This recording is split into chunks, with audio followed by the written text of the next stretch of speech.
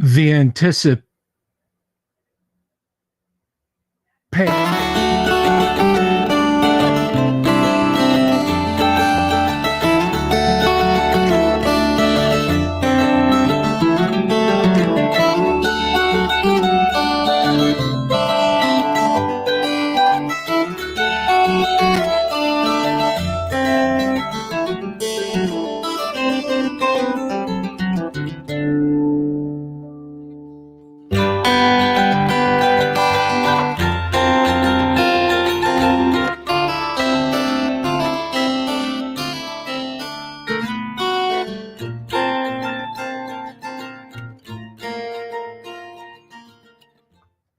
Hey guys and girls, welcome. It's good to see you. It's good to be seen by you. I, of course, am the one, the only Bill Sylvie, aka the Dungeon Delver, coming to you on a Monday night as we start this fun house attraction again. Hello, Timothy, James, Mercury, Light Main, Christopher, Michael. Who else is out there? Michael was in at 7:33 and he asked what he won. Will you win the chance to give the first super chat of the night? That's how generous I am. That's what an awesome person I am. But Jack Photon, there's a guy. There is an awesome guy. Let's talk about what's going on. Let's talk about what's up and what's happening this week. But before we do, of course, I'd like to remind you all that this video is brought to you by our friends at Hellebarde Games. Hellebarde makes the kind of adventures that they'd like to play, whether it's for Castles and Crusades, for 5th edition, or for the OSR. Old school is in play at the table with Hellebarde Games, and you can find them over on DriveThruRPG or on their website, hellebardegames.com. Link in the description. Please check them out. We love us some Hellebarde Games around here. They're awesome, awesome folks. And of course, if you're just swinging by for the first time, if you don't know what it is that's happening here, please click the subscribe button, click the bell icon, and you'll find out, because 5 nights a week, I bring you guys gaming goodness. Sometimes I even show, well, there you go. Michael Dale, thank you for the super. I can ask no more. I can ask no more. But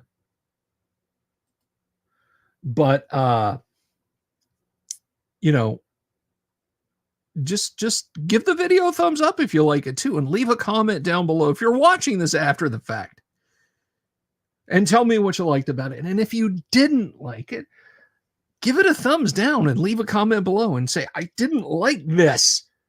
And I'll do more or less of the things you like or you don't like, because I'd like to be helpful. But anyway, so we got a lot going on this week. Tomorrow, and I say it's going to be tomorrow because it's going to take me a little bit. Tomorrow, the registration page, the info page for Guac 3, the Great Underground Online Gaming Convention, will go live. That's right. You'll be able to sign up to run games and participate in games. Let me tell you what we've got going on at Guac 3, guys. Let me tell you what's happening. Guac 3, the Great Underground Online Gaming Convention, the 3rd. We are going to have an artist alley. Richard Witters, who was here last Thursday, and Tracy Lesh are going to be in our open stream artist alley. Will they have merch? I don't know. George Laconia, good to see you. Michael, I don't know. You know what? I'm going to bookmark that because I want to come back to talk about that.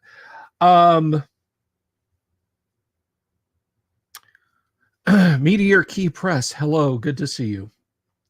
So the Guac, the Great Underground Online Gaming Convention, number 3, that is going to happen. That is from April 24th to April 28th. It is all over on Discord. Thank you very much, Kevin Land. My interviews, commentary, and threads on X about the history of the game are much appreciated. I appreciate you guys. Thank you. So that is what is going to happen. That is the 24th to the 28th of April. That's a little less than 2 months away. There is not an official guacamole recipe, but perhaps someone should offer one up. So you can come onto Discord. You can run games in a virtual tabletop. We'll have an online dice roller if you want to use one. We're going to have merch. There's going to be merch. You're going to be able to buy t-shirts, mugs, pint glasses. My pint glass is drying in the drying rack. I was going to show it off for Guac 1. We have a logo made by Sky Hernstrom for Guac 3. We have a Guac 3 logo. I'm very hyped about that. But yeah, all that's happening. All that's happening, guys. All you have to do, it is from the comfort of your own home. Are you crazy? Of course I'm going to be running stuff. I'm going to be doing some AD&D, some Tales from the Loop. I will do a Space Hulk demo if people want to watch or somehow participate in classic Space Hulk. We'll have that going on. And there are people who are going to run lots of other stuff. Heidi Gygax and Eric Garland are going to be at this one, guys. You don't want to miss it. You absolutely don't want to miss it. Timothy says, I can never remember what comes after tequila. It's simple, Timothy. 1 tequila, 2 tequila, 3 tequila floor. That's how that goes. So that all that is happening, and I am cutting the ribbon on registrations tomorrow. There are no laminates. There are no silver, gold, platinum, diamond, electrum, uranium, tungsten, californium passes. Okay. Show up, sign up, game. That's how I do it. And the cost to you guys is $0. $0. All you have to do is show up in game. Now, if you want to crash on your couch or cram 8 people into a hotel room and run around and spend too much money on food and beer, that's up to you guys. But this is the nerve center, the nerd center of Guac 3. So I hope once the link goes up, it will go out on Facebook. It will go out on Twitter. It will go out on Discord. It will go out on YouTube community page. And anywhere else I can think to spam it. If you want to spam it on Discord, go ahead and spam it on Discord. But you guys can come in, sit down, register, game, hang out with people from all over the world. And I hope you'll consider doing that. I hope you will make it as... That's the beautiful part, Gumby. No, as long as you don't turn on your webcam, you're free to be dressed any way you want. But anyhow, so that is probably the biggest piece of RPG news I've got for you guys. Things are getting more and more dismal at Hasbro. Look, every time I do one of those money reports on Hasbro, I think folks get angrier and angrier at me, and I lose subs now when I do reports on how off the rails things are going at Hasbro. If you guys are getting, thank you, Timothy. I will do that. I will do that.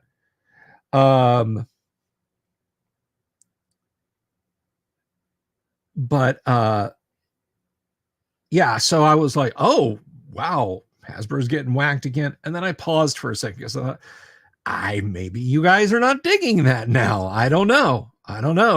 Those videos aren't doing numbers. So we'll see, we'll see what comes along here to Bill's electronic internet fun house of fun. But I can tell you what's happening this week.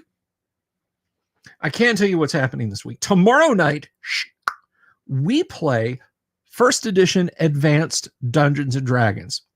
And when I say we, let me make something crystal clear for you guys. I mean everybody. You are invited not just to watch. If you have questions, I've only ever played 5e. Why is he rolling initiative with a d6 just for one side? What does he mean? Segments of surprise. How come they say that, only the human can be a paladin? All of these questions, if you have them about classic Dungeons and Dragons, I want you to ask them. If I can't answer your question in the chat, guys, that we have a fantastic audience who'll answer your questions, right? This is not a tennis match or a golf game where we're like, just gonna stand back and be real quiet. Just watch it go on. He's teeing off from the green now. 180-yard drive. It's a par 2. No. That's not this. This is a football game. Except the coach, when you say, hey, you should run 3 verts, might look around and go, that's a pretty good idea. Or, why'd you run that play? Well, because this. I want input, okay? There is no like huge separation. All right. I want you guys to feel like you can talk during the game and to me. So come and watch that tomorrow night, because that's how we play first edition AD&D around here. No scripts. There's no writer's table.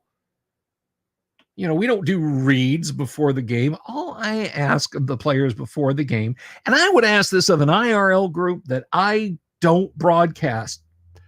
Hey, in the coming game, what do you think you guys are going to do? And the reason is this table in front of you guys, between us, is full of Dwarven Forge. I can't map everywhere the players could go because I don't have enough room and I don't have enough Dwarven Forge. So if they're not going to go in if they're going to be like, oh, well, crap, we're going to go back to town. We're going to get Bob raised from the dead. John has got to level his character. That could take hours. That could take the entire 3-hour session or 2-hour session rather, that we set aside. Right. So I just want a little input on what's going to be out there. So it's real Dungeons and Dragons, a real advanced Dungeons and Dragons. And we do that on Tuesday nights. Now, nominally on Wednesdays, I reserve those for my co-host, Kyle Schuant, to come and do awesome stuff. We just wrapped up his gritty game of Conflict, which was a lot of fun. It was about a 10-session game, but it was spread out over a few months because stuff came up, right? Now we're starting something new. But this week, Mrs. the Dungeon Delver and I are taking in an early movie, an early weeknight movie. So I will be back late tomorrow night. Kyle will be doing dad stuff because he's down in Australia. So Kyle will be not here tomorrow night, and I will be not here. I may do a late stream. When I just come and hold forth on a few things.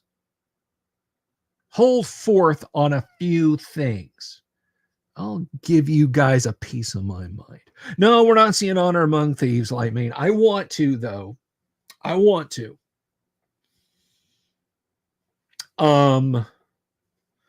So that's Wednesday. Thursday, class, I want everyone to dress well. Make sure you tie your shoes. Thursday, we will have a guest. Thursday, we will have Pat Kilbane, the creator of the Dreams in Gary's Basement, the documentary. We're going to talk about that. Now, Pat has worked in the film industry. He has worked on television. He was on Mad TV. He was like one of the main ensemble players on Mad TV. If you go on Netflix or Hulu or wherever showing Mad TV, gosh, I guess it would be Hulu because Mad TV was Fox and that's owned by Disney now. Oh, Kevin Lamb, thank you very much for another super. I appreciate it.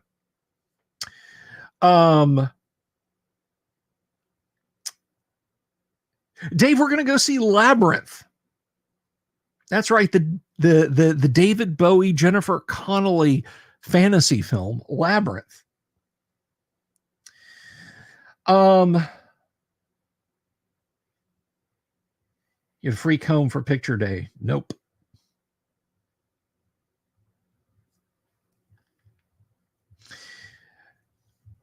But anyhow,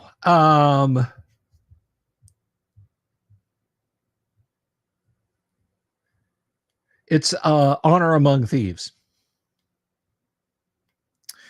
So Pat's going to be here Thursday. We're going to talk about his film, gaming.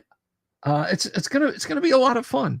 It's gonna be a lot of fun, and I'm looking forward to having Pat Kilbane on the show.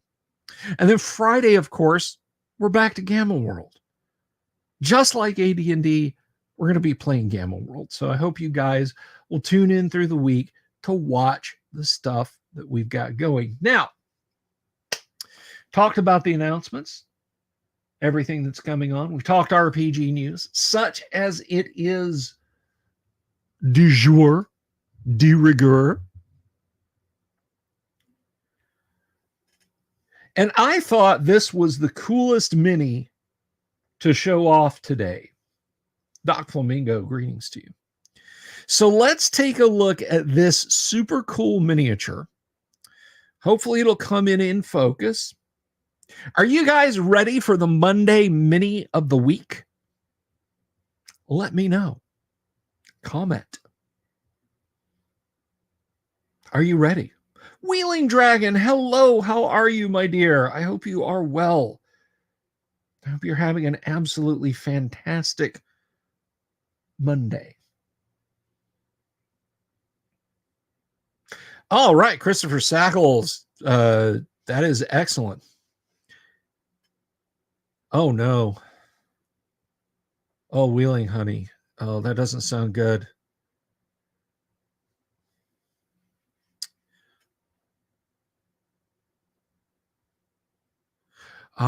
Okay. Well, that's bad, but all right. So let's take a look at this, everybody. Let's take a good long look. And what we have on the board for you guys is a Lizard Man mini. That's right. That is a Lizard Man miniature. Now, if that looks familiar to you, well, there's a good reason why. That particular mini right there is a darn good approximation of the TSR Lizard Man logo. This particular iteration is kind of unobtainium. This is not that old. This is from the mid 2000s. Now, I bought this from Bill Barsh. He was selling these for a long time. I believe he bought up the stock, the production stock from a company that was doing these. But I don't think he makes them anymore. Maybe we could convince him to. But yeah, that is now. First of all, let me see if I can find this here. I should have had this ready, but of course, you know me.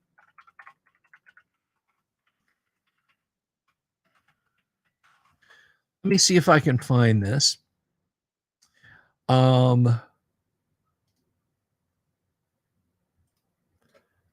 I will share this with you guys real quick. That is not what I wanted. That is it. Okay, so this is the Greg Bell logo for the lizard man.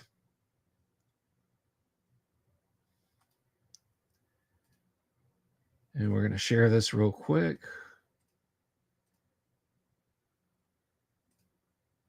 So there's the logo that TSR made. And as you can see, the miniature is a darn good approximation. Mouth is closed.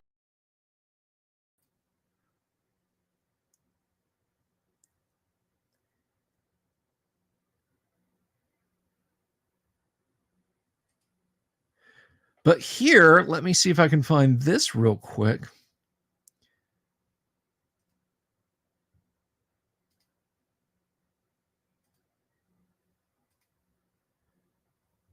And we'll add this. That is the real deal. That one that you see there on the screen on the right is the actual miniature. TSR made a limited number of these. As far as I am aware, the only place you could get these was as a promotional item from TSR. They would give these to vendors for free, or they had them in limited quantities at the Dungeon Hobby Shop. You could actually get these if you went to Lake Geneva. Let's say the parents wanted to go to Lake Geneva. It was a little less expensive than the Dells, but you could go during the summer. You could hit the arcade, the 2-screen movie theater, so on and etc. And you could swing by the Dungeon Hobby Shop and you could pick up the miniature. So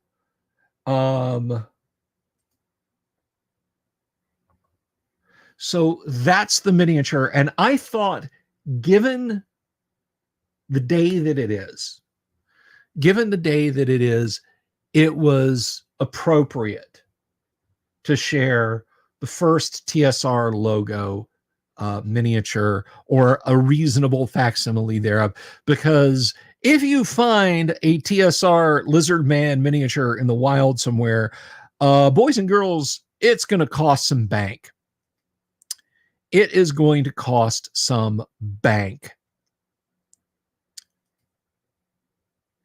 You are going to pay a lot for it. But if you see it for like super cheap, snap it up. Snap it up. Our thoughts and best wishes go out to you, Wheeling Dragon. Robert, that is awesome. That is fantastic. So as I said, I want to talk about Gygax remembrances. Now, let me be clear. If I've never made this completely clear, we're community around here, Wheeling Dragon. It's what we do. My relationship with Gary, there's a lot of people out there, people I know and consider my friends, who were friends. Capital F, friends is it's that word carries some weight. Will you be my friend? Are we friends? I think that word carries as much weight as lover or something like that. Friendship means something. Friendship is a strong bond. So when I say I was friends with Gary, there is a capital F friendship, and then there's friends. A friend is somebody, capital F friend is somebody you can show up at their house at 2 a.m. and say, look, I can't talk about it. Things have gone south. Can I please just, I need like just a few hours of sleep. Can I just crash on your couch? And you let them, right? I don't know that I could have knocked on Gary's door at 2 o'clock in the morning and said, can I crash on your couch? I know people who could have. But that said, I was always friendly with Gary. And I will tell you guys, this is kind of boilerplate. So if you've read this in modules or you've heard me tell this story before, I'm sorry. my window of knowing Gary was from 1999 until 2007, until March 4th, 2007.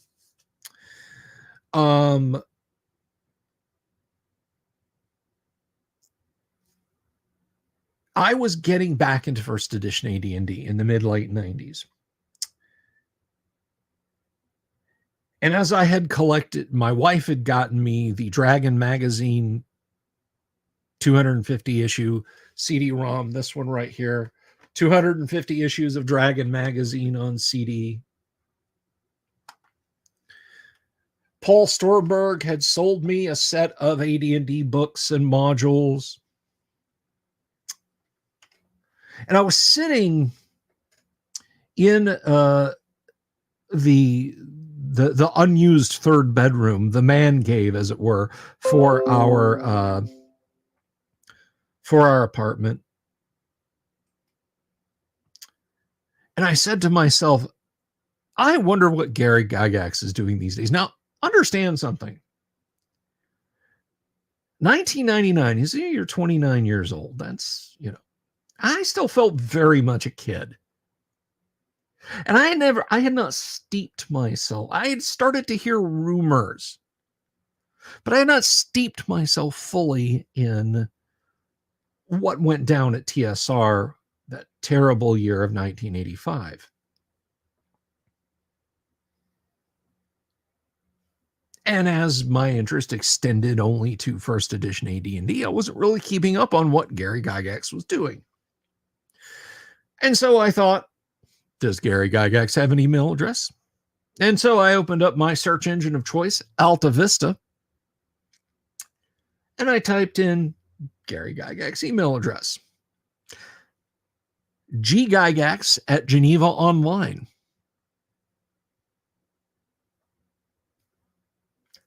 Fire off an email. Wow, is this really Gary Gygax? A few hours later, get an email back. Yes, it is I.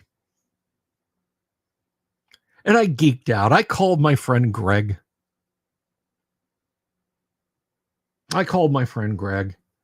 This dude, you're not going to believe this. And I forwarded him the email. It was to my Hotmail account, which is long gone.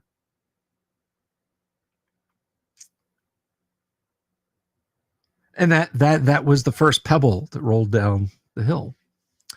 Fast forward a couple of years. While bored at work one day, I said, I should create a first edition Advanced Dungeons and Dragons website where I hold forth on my important opinions about tabletop RPGs, particularly Dungeons and Dragons. And so I said, the Dungeon Master. But I'm going to have a separate Hotmail account. So I go to Hotmail because that's where I want feedback to, right? Don't want it to, bsylvia@hotmail.com.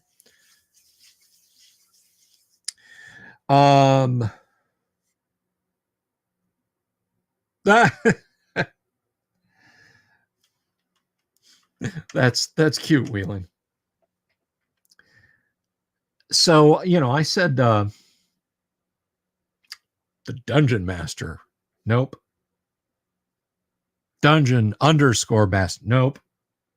I didn't want some combination of numbers. So I went through different iterations. And finally, the one that was free was the Dungeon Delver. Fine. The Dungeon Delver. The Dungeon Delver at hotmail.com. And I set up a website and I created really terrible monsters. And I wrote some articles and I reviewed some stuff. You can find bits and pieces of my old website out there, by the way. Savo, hello. Up top. Good to see you.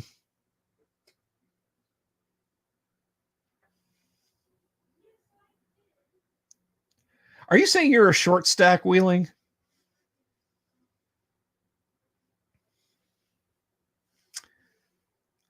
I'm going to answer that question in just a minute, Kevin Lamb. I'm going to tack that there.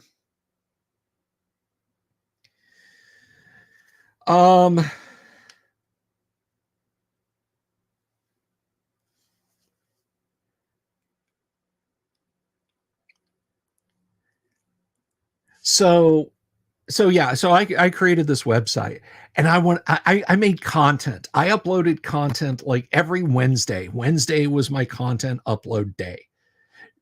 New monsters. I made the first 2 modules that I ever wrote, and they look just like first edition AD&D modules, monsters. I created a social media platform. I copied the Mapping the Dungeons article in the Dragon. I just said, hey, if you're going to run an AD&D game and you're looking for players, I'll put it up on, and I, used a forms table, not a form. I rather, just a table like thing. And I made a grid and people could contact through it. It's been about 10 or 15 years, but it was kind of funny. The Delver's Dungeon didn't last until I think it was like 2005, 2006. It went away.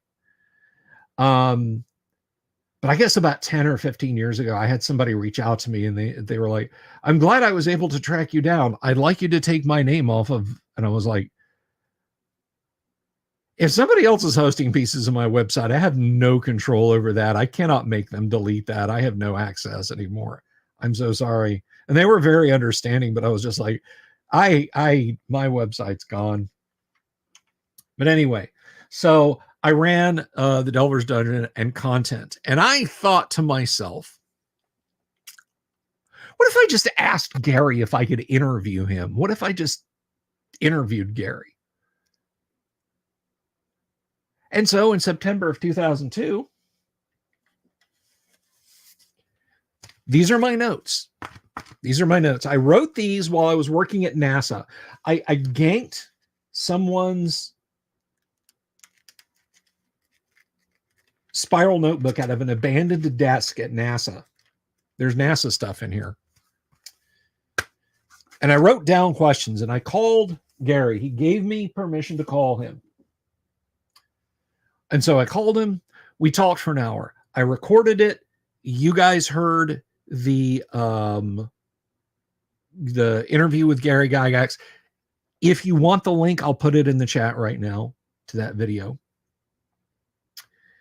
But I transcribed it because there was no way on God's green earth I was going to find hosting for a 143 megabyte MP3 file. My stars and garters, can you imagine a host that would just give you 143 megabytes and then the bandwidth for people to download it? So I transcribed it all and put it up on my website. Another couple of years went by. There was a one-time shot at creating a new Gen Con in Milwaukee called Milwaukee Game Fest. And it was in 2004. And I scrimped and I saved, and I went and I met Gary face-to-face for the first time. And it was just a very chill thing. The Game Fest was low-key because it was very low attendance. I sat at a table next to Gary for the majority of the afternoon. The full Saturday that I was at. I was there like Friday evening. And I think I ran into Gary on Friday evening, but then Saturday hung out with. So I met Gary. I hung out with the trolls. I met Rob Kuntz. Fun story about that meeting.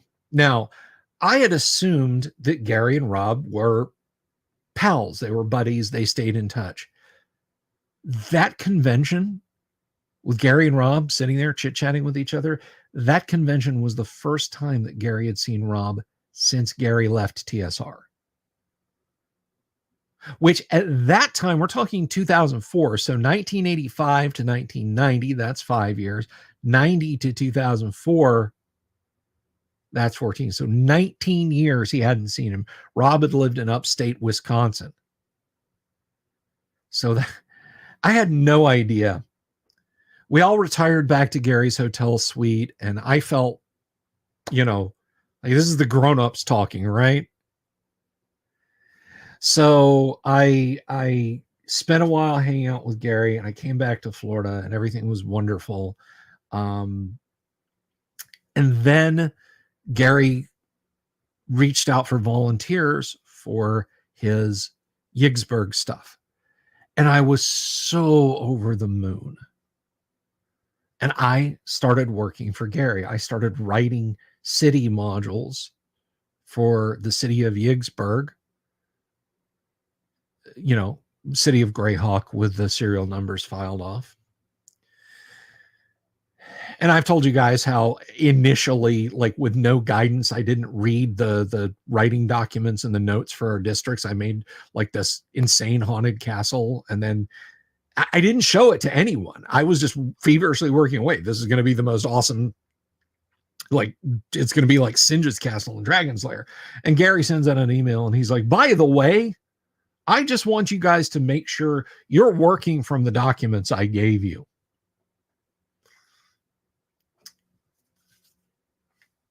Start again. And so, I made what Gary wanted to see. At that same time, I started working on Teeth of the Barkash Nor, which I'm not going to talk about the person who screwed up Teeth of the Barkash Nor. You know who it is. I know who it is. I've said his name before. But I will tell you guys, during this time, 3 times my wife and I went to Lake Geneva. 2005, 2006, and 2007. The 2006 meeting with Gary was the best. You guys are awfully quiet out there. Am I still on? Is it still on?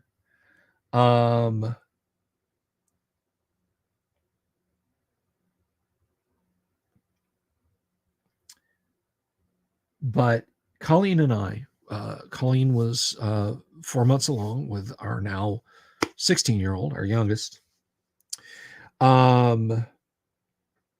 Sorry, Orbital. Anyway, Gary had a porch party for the writers, for writers, well-wishers, that sort of thing. Not everybody at the con, but Colleen and I were invited. I hate to be late. So when they said the doors were open and folks were welcome to come by at 7:00, at 6:59, we're walking up the street to Gary and Gail's house. We had parked down the block. So we get there. We're the first people there. So for 30 minutes before other people started showing up, it was myself and my wife and Gary and Gail. I had a private audience with Gary. And can I tell you something? So many people have asked me, oh my gosh, what did you talk to Gary about? What did you talk to him about? Because they want to know, did I get Gary to say, well, this is what I had in mind for Castle Greyhawk. Did I get Gary to talk about, well, here's what I would have done with a second edition D&D, or, here's this or that. No. What we talked about is my favorite Gary Gygax story, because for the half an hour or 45 minutes or however long it was, myself, Gary, we talked about being dads. That's it. We just talked about being dads. Talked about co-sleeping. Talked about the days of many shirts. For any of you who've been dads and have had to walk around the house with a fussy baby on your shoulder, and you've gotten your shirt soaked with baby throw up, and then you change shirts, inevitably getting some of it up your ear if it's a pullover, and then you put another shirt on, and then blah, down the it's crap, so you clean that up and you get another shirt on, and then blah, oh crap, and then you just give up and you just walk around shirtless with a baby barfing down your back. So we talked about that. We talked about reading to the kids. When Gail discovered that Colleen was, well, I shouldn't say discovered. It's like, what an incredible discovery.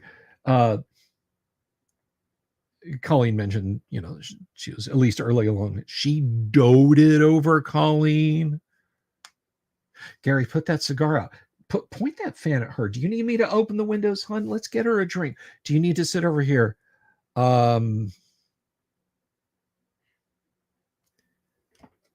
It was like we had visited an aunt and uncle that we hadn't seen in a long time. I'm not here to talk about anybody's opinion on Gail, and I'm not going to. And I'm not. If you leave a comment like, "Bill, blah blah blah, Gail?" question mark. I'm not gonna, because that's not what this is for or about. For that time period, no elves, no dwarves, no dice, no dragons, no dungeons. I just had this really relaxing time drinking wine, talking to Gary about dad stuff. And I'd like to think, I may never know the answer because the only other person there probably doesn't want to really talk to gamer nerds. I may never know the answer, but I'd like to think that right then and right there, Gary just appreciated holding forth with a fellow dad about dad stuff. And it was really rather nice. It was really rather nice.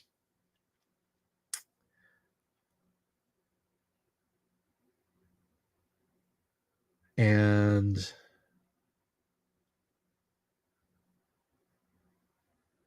so that's my favorite Gary Gygax story. Yes, I did game with Gary Gygax a few times. No, he did not kill my character. We played Legendary Adventures. My wife thwarted him. This is my second favorite Gary Gygax story that I'm going to tell you. Same weekend, we were playing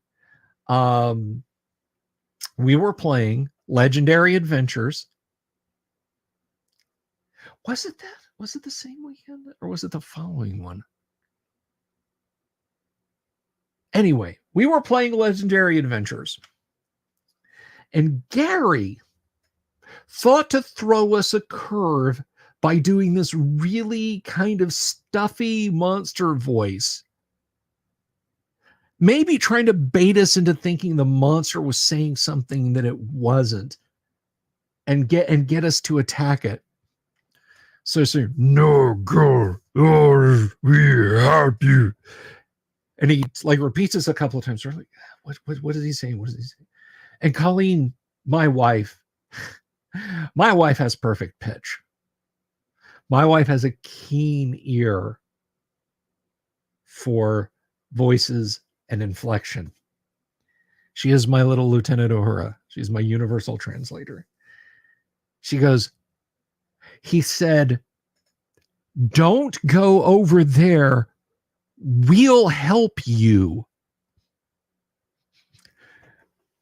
We're like, oh, I can hear it now. Yeah, that's what he's saying, myself and the other player.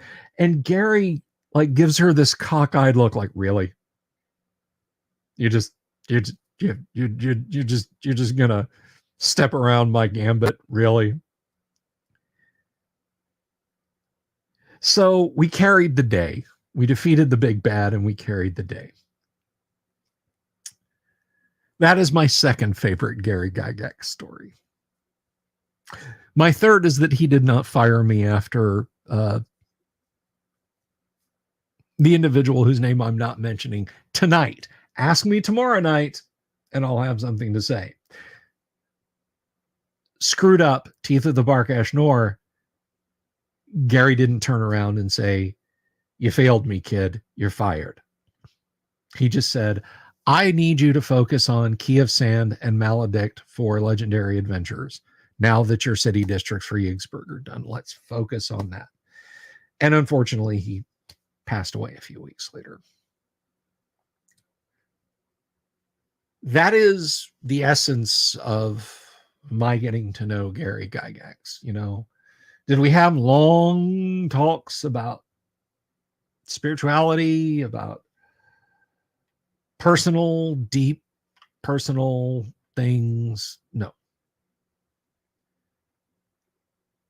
But I would hope, I would like to think in the final calculus that if somebody said, "Hey, are you friends with Bill Sylvie?" that Gary would have said, "Yeah, I know that guy. He's a good guy, solid guy." I'd like to think that. And I think maybe that was the case. I tried to be, you know.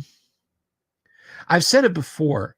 When I was a kid, you know, when you were 11 years old, what did you want? You wanted to be a running back? Do you want to play for the Cowboys or the Steelers or the Niners or, F1 driver, astronaut? Maybe basketball for the Lakers or the Celtics, or maybe you had brainier aspirations. You want to be a doctor or a lawyer when you were 11 years old. Mercury wanted, well, that answers everything I needed to know about your Mercury. When I was 11 years old, I wanted to have my name on a Dungeons and Dragons book. That was what I wanted. I came close. And I mean, I made my own eventually. Hell, one of the first things I ever did was make a D&D module, and I mailed it to TSR. And I believe it was Mike Carr. I could be wrong. The next time we have Paul Stormberg on, I'll have to ask him.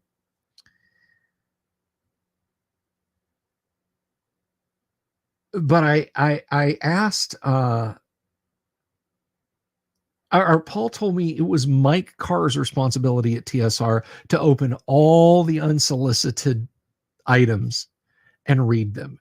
And he still had a bunch, his favorites. He kept his favorites. And he said to Paul that some of them were so bad they made him laugh and laugh and laugh. And I kind of cringed, and I asked Paul, I said, "Do you think there's a chance he's still got mine?" And he said, "Well, I'll ask him." And he doesn't. He doesn't. But he said, and I told Paul it was terrible. Like it was awful. And Paul said, "Well, if it was as bad as you say, then yeah, Mike probably did laugh at it. But the purpose of a game, of any game product, is to entertain people, is it not? If he laughed at it, that means it did what you had intended to. It brought someone joy." And in that respect, even if it is a thin layer of mildew in a landfill in Lake Geneva, Wisconsin, it still accomplished its mission, just for a smaller audience than I had hoped.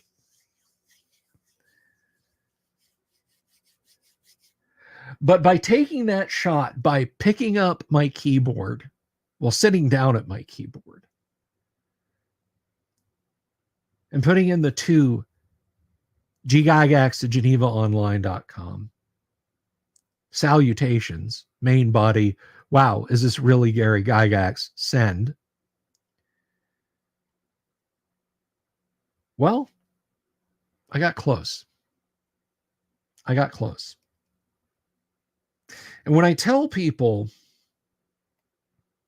I knew Gary Gygax and stuff, I've had a rock star, a famous person, capital F, capital P, who occasionally watches this live stream, tell me that they envied me because I got to meet and work with and know Gary Gygax. So what is it that I have that you don't know?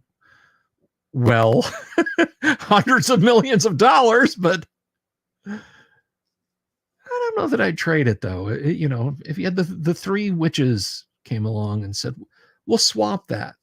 I don't know that I'd make that trade.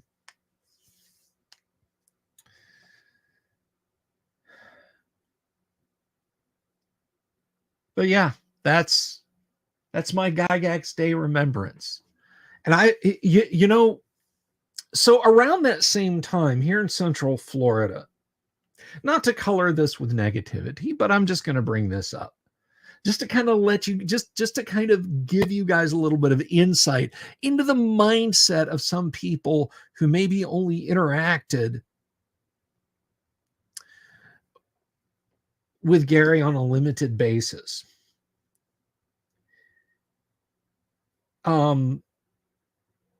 I was associated with the Historical Miniatures Gaming Society South here in Central Florida, HGMS South. And I went to their conventions a few times and I met a few of their people. And I was never shy about knowing Gary. It was at HMGS shows that I met Dave Arneson. I didn't get to interact with Dave Arneson nearly as much as I did Gary. And that's a shame. I should have, I genuinely should have availed myself of that contact with Dave Arneson, and I regret not doing so. But during my association with them, one of the people who worked on their newsletter or something like that was a grognard, in the sense that back in the early 2000s, they were in their 60s. And they had been a war gamer in the 70s. They had been to the tiny little 100, 200, 300 person conventions that early TSR was at, had bumped into Gary in a few times. They were working on something, some kind of document, I don't know, a book, something. And someone within HMGS sent them my way and said, well, I'd really like to know. And they started asking a lot of very negative, pointed questions about Gary. And could I fill them with any information? I got pretty hot at that. I'm like, look, I am not going to help you do a hatchet job on the guy who created Dungeons and Dragons. And I'm going to qualify that statement in a second.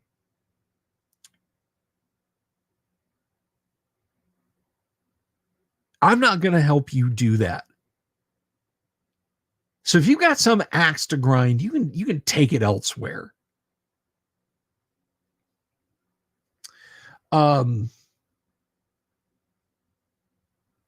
So it's kind of funny, you know. It's like so much of you knew Gary Gygax is positive, and then I meet people who are like, you know, Gygax was a crank, he was a talentless hack. Everything you've ever said about him just reinforces that. He sounds like such a whiner in that interview, and blah blah blah blah blah blah blah.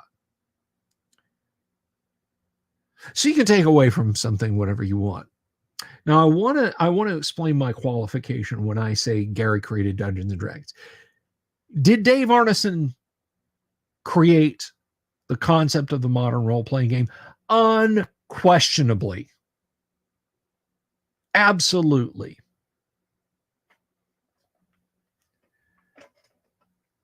When Gary got to see it demonstrated, sorry, my chair keeps rocking back. He was blown away by the idea. Mechanically and conceptually, when we are talking about the specifics of Dungeons and Dragons, and this is a matter of court record, I am not casting aspersions on Dave Arneson right here. Okay? That's not what this show is about. I bring the positivity for the most part. But per court records, categorically, Dave Arneson denied writing a single word of Dungeons and Dragons. He didn't. He did not. Gary put his name on there as a tribute. Gary's generosity came back and bit Gary in the ass. Was Dave Arneson important? Nay, critical to the creation of tabletop RPGs? Absolutely, unquestionably. That man's genius is probably why we have D&D. I don't know that Gary would have created a role-playing game out of ideas that were founded in chainmail and Warriors of Barsoom.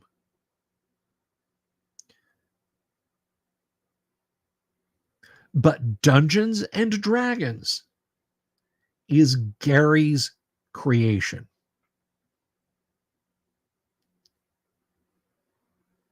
You know, by dint of creating Dungeons and Dragons, Gary didn't have a claim to Mark Millar's Traveler. Nor did he have a claim. He didn't have a claim to Metamorphosis Alpha, the first science fiction role-playing game ever.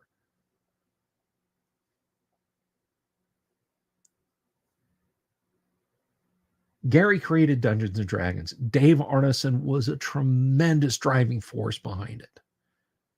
That is an important thing that we should remember on this day.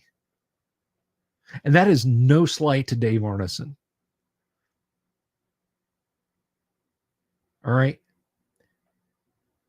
Mike Wilson Art, hail.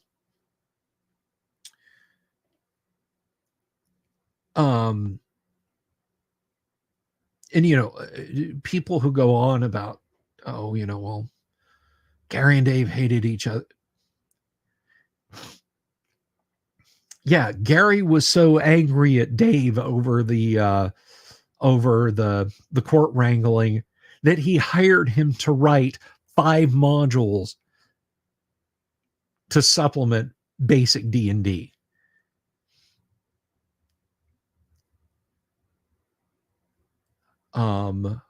The DA series, an expanded version of Temple of the Frog that we've done a deep dive on here on the show. The Land of Black Ice and City of the Gods. There were 2 more that were slated to come out. Guess who got rid of Dave Arneson? Guess who threw Dave Arneson out of TSR? It wasn't Gary. Not at that time. He had a great working relationship with him. It was Lorraine Williams. When Gary left, she terminated the contract with Dave Arneson, and that was all she wrote.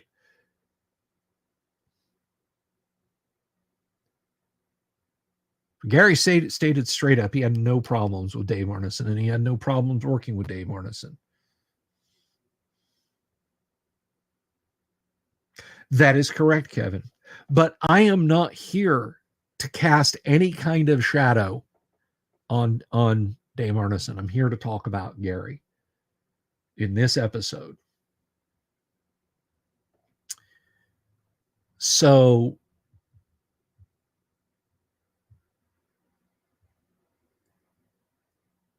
you know, we all owe an innumerable thanks and gratitude to Gary for what he brought to us. I mean,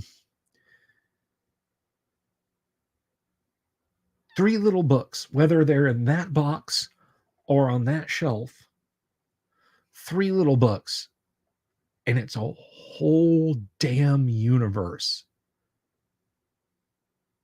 It's amazing to think about, isn't it? It's just amazing.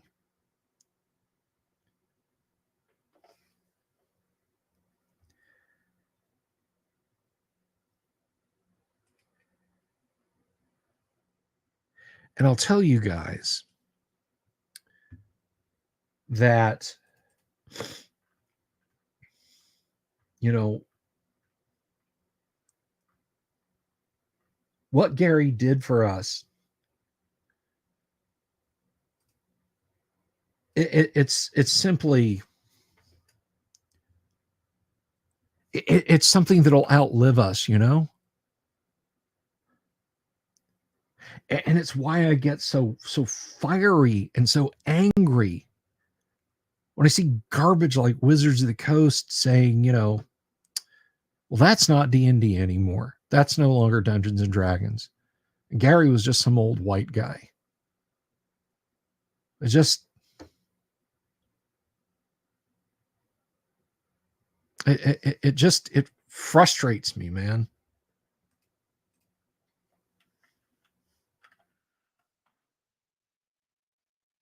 I feel like, could you could you not? I mean,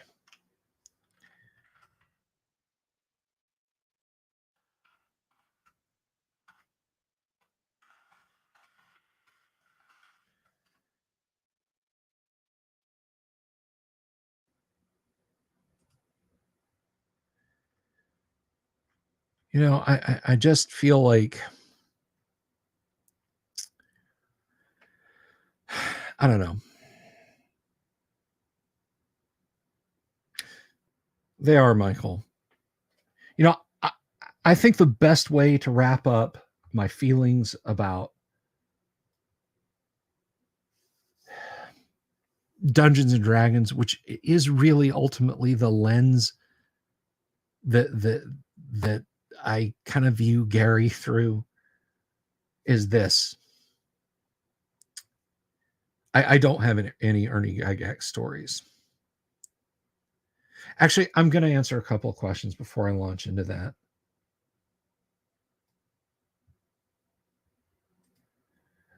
So Kevin asked, when second edition came out, did I immediately know Gary wasn't involved? I knew the tone was different. I didn't know enough about Gary at the time, but I could tell the tone was absolutely different. Michael Dale asked a question. Any word from Kyle on Nerd Cognito's comment about maybe no more speakeasy? I hope that's not the case. I am waiting to hear from them. I'm waiting to hear from them. And I hope that answers. But before I forget, I do want to say thank you to Michael Dale for the super, Kevin for your super and your kind comment, and then just for the super. Before I forget. I don't really have any Ernie Gygax stories.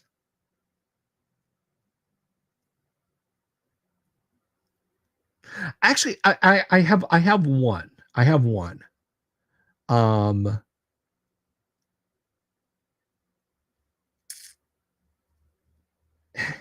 This is how I got to be friends with Paul Sornberg, by almost starting a fight with him, and it entails Ernie Gygax. I wanted a picture of Ernie Gygax. He had that Hobby Shop Dungeon map. This is in 2005. We're in the map room at the Cove Hotel. That's the meeting room in the Cove is called the map room. And Ernie's map is on an easel next to him, and he's kind of got his hand on it. I say, hey, Ernie, could I get a picture of you next to the map? And he's like, oh, absolutely. So I bring my digital camera up, and he looks off to the left to talk to somebody, and I snap a picture, and then he turns back. And okay, let me, one more. And I kind of zoom in, and just before I snap the picture, he looks off to the left to talk to somebody again, and I snap the picture. And I'm like, okay, one more. What? Just one more. And I finally get a good picture of him. Paul was, well, hello and goodbye, Jimmy Rizzo. Have a lovely evening.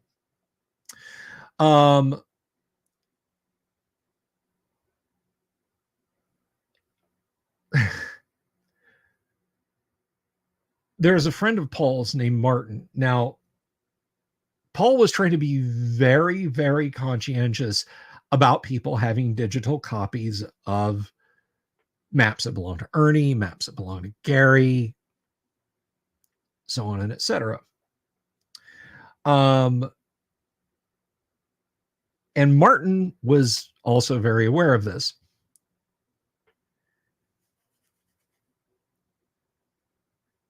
I guess Martin thought I was trying to zoom and get pictures of the map under the auspices of getting a picture of Ernie. So Martin comes over and says, hey, that ain't cool. Yeah, don't you know, don't be taking digital pictures of the map. And I was just like, who the fuck are you? I'm trying to take a picture of Ernie. What how dare you?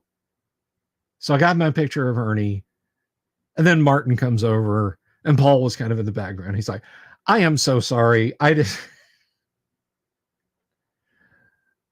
so that's not, doesn't really involve Ernie, but it kind of does. Another one-sided show. Yes, another one-sided show where I sang the praises of Dave Arneson's genius. Yes, Jimmy Rizzo, this is a one-sided show. A show about celebrating Gary Gygax, memorializing his passing. It certainly is a one. How dare I? How absolutely dare I? Don't let the door hit you where Heronius split you. The map had its own white knight, yeah. Anyway, sorry about that, everyone. But as far as what Gary and Dungeons and Dragons by extension mean to me, I'm going to wrap up with a statement. I've said it many times, but I'm going to say this again. To me, first edition AD&D is Led Zeppelin and Black Sabbath. It's not perfect. It's copied here and there and dabs and in other places swaths, but nothing has brought it all together like AD&D. Other editions are too clean for me. AD&D is the edition that mentions drugs, torture parlors, and drow cities, blood magic, has the naked chicks in the books, the demon on the cover, the blood dripping off the swords. It's the one written in high Gygaxian, the one that dares you to take a bite of the apple and see eternity.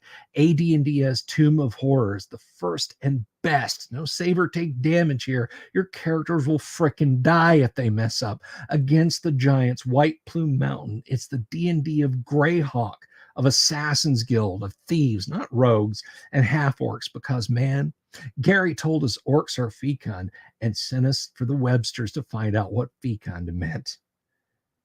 It's where the black magic is and always will be forevermore.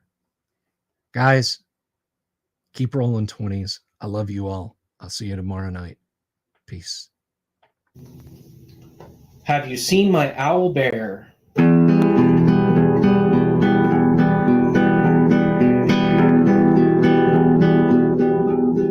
Here's to all the weirdos everywhere, in the woods and in the air. Have you seen my owl bear?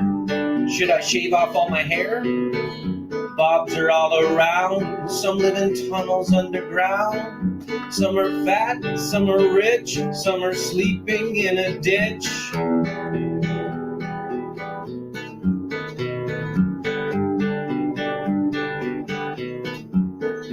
Can you ride a crooked horse without a saddle, way off course? Naked as a toad, all the way to Smoky Joe's. Have you seen the little creep driving fast in his little green Jeep? He smells like fish and brandy, but his rotten teeth look dandy. Take me to the show, I don't care if fast or slow. From action flicks to dancing dicks, just take me to the show.